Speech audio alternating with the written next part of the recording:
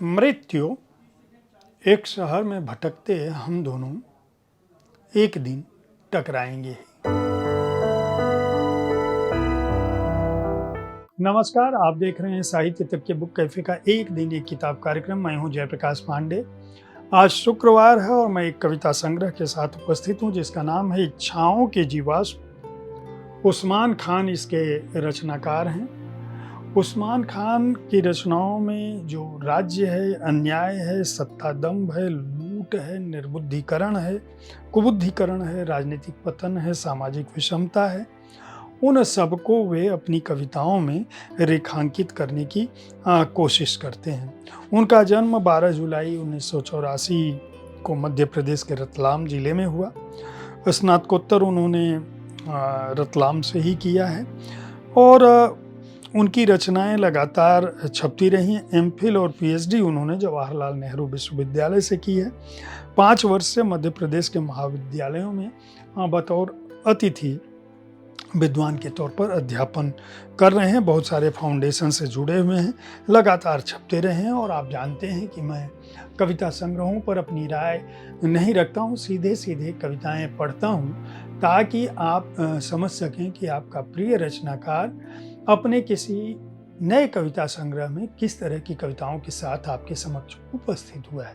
अगर आप उस कवि को नहीं भी जानते हैं तो इन कविताओं को सुनकर आप जान सकते हैं कि कौन सा रचनाकार क्या कुछ लिख रहा है और उसके संग्रह को खरीद कर पढ़ सकते हैं। तो इच्छाओं के जीवाश्म कविता संग्रह से जो उस्मान खान का कविता संग्रह है, जो पहली कविता मैं पढ़ रहा हूँ, उसका शीर्षक है आधी रात। देखता हूं अधमुदी आंख बूढ़ा बगुला, समंदर में डूब चुकी आधी रात। आधी रात में हमारे हाथ मापते हैं तलवे और होठों के उभार। आधी रात में चांदनी का गुच्छा खोज लेता है एक शाही। आधी रात सपना देखता है उज्जैन का सिपाही। शिप्रा के किनारे से एक गुफा जिसके दरवाजे दजला किनारे खुलते हैं। आधी रात गुफाओं में सपने रंगों में घुलते हैं। चिराग दर चिराग घिसते हुए अब भी बगदाद में लोग मिलते हैं। अब भी दिल्ली में लोग कहते हैं शहर और सूरज सबको नहीं मिलते एक साथ। इस शहर की छाती में आधी रात गुमी खजूरें कसमसाती हैं। क्या खेजड़े सिर्फ राजा रानियों के प्यार की गवाही देंगे? क्या नहीं देखता फटी बिवाई बादलों की ओट बेओट चांद एक तिहाई। दूसरी कविता जो मैं पढ़ रहा हूं उसका शीर्षक है बिना किसी अल्प विराम के। संग्रह है इच्छाओं के जीवाश्म। रचनाकार हैं उस्मान खान। सांस लेने वाले और ना लेने वाले सारे थे बीच से जिनके घसीट कर कोई ले गया था तुम्हें शब्द से ठंडे सुकूत की यात्रा पर।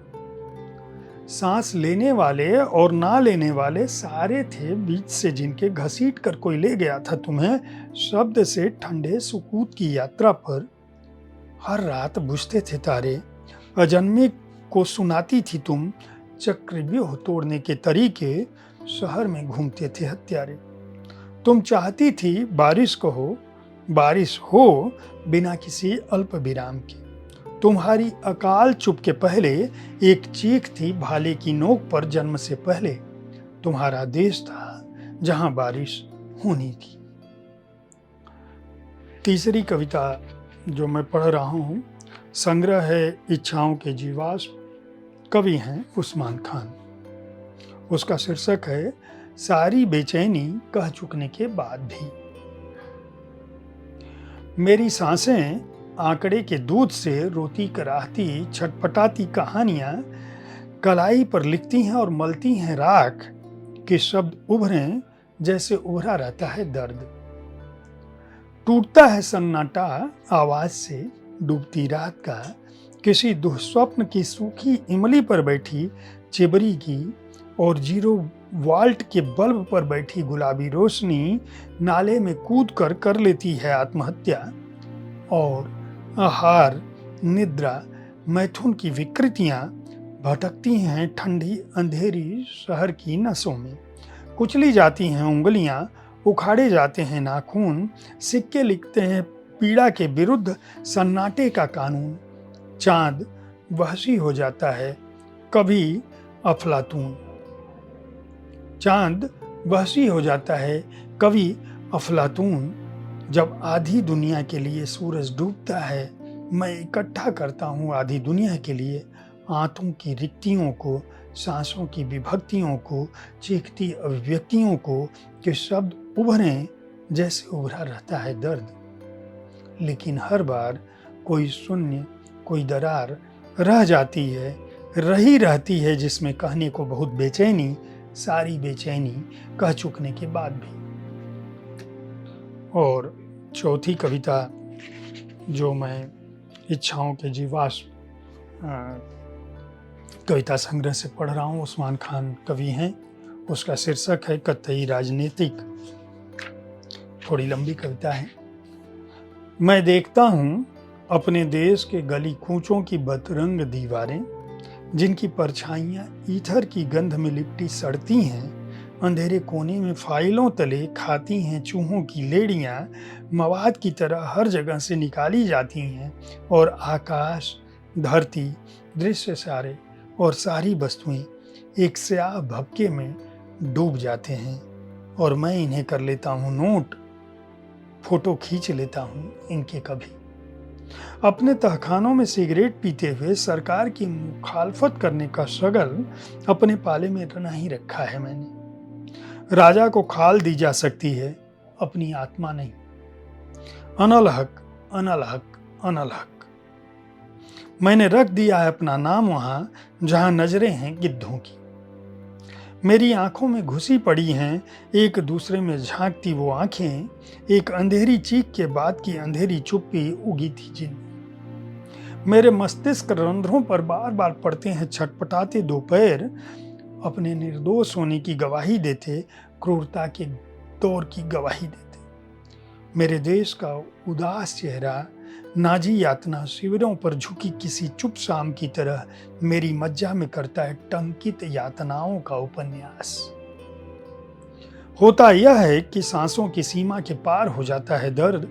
अस्पताली गंध में लिथड़े घड़ी के कांटे मुर्दा राख को राख करते हैं एवं बदबूदार कंबल की ओट में धीमे धीमे कोई हो जाता है खत्म। मैं सुलगाता हूँ रात का बेचैन अंधेरा और फूंकता हूँ सुबह तलक। आंगन में सूरज की पहली किरण और मुंह में कसैला स्वाद खड़े मिलते हैं साथ। और होता यह है कि मेरी रोटी पर अपना जूता रख देता है कोई, जब तब मुझे नंगा कर देता है कोई। सड़क पर या जेल में बार बार मुझे आंखें नीची करने को कहता है कोई, और एक ही जुर्म की सजा में बार बार मेरी खाल खिंचवाई जाती है। और मैं इन्हें कर लेता हूँ नोट, फोटो खींच लेता हूँ इनके कभी। मेरी कविताएं ये नोट, ये फोटो हैं बस।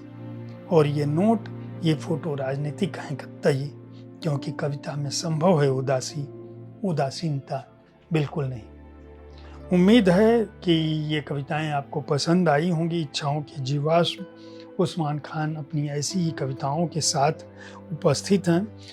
दरअसल इन कविताओं में कुल 4 खंड हैं और 4 खंडों में अलग तरह की कविताएं हैं। चौथा खंड जो बाकी प्रेम कविताएं, बचपन से लेकर अब तक छोटी छोटी कविताएं हैं, लेकिन उनमें कई सारे खंड हैं, इसलिए मैंने उनमें से नहीं 4 कविताएं मैं पढ़ता हूँ। इस संग्रह से भी मैंने 4 कविताएं पढ़ी। लोक भारती पेपरबैक्स ने इस पुस्तक का प्रकाशन किया है।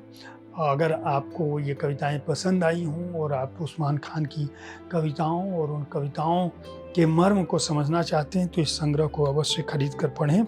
इसका मूल्य है 250 रुपये और पृष्ठ संख्या है 128। उम्मीद है कविताओं पर आधारित मेरा यह कार्यक्रम आपको पसंद आ रहा होगा। हर शुक्रवार को मैं किसी कविता संग्रह के बारे में अपनी राय रखता हूँ। मेरे वरिष्ठ सहयोगी संजीव पालीवाल जी हर दिन कविताओं के साथ आपके पास उपस्थित होते हैं। उनकी पाठ्य शैली भी बहुत अच्छी है, आप उनके कार्यक्रम को भी देखते रहें। साहित्य तक के बारे में अपनी राय से हमें अवगत कराते रहें। धन्यवाद।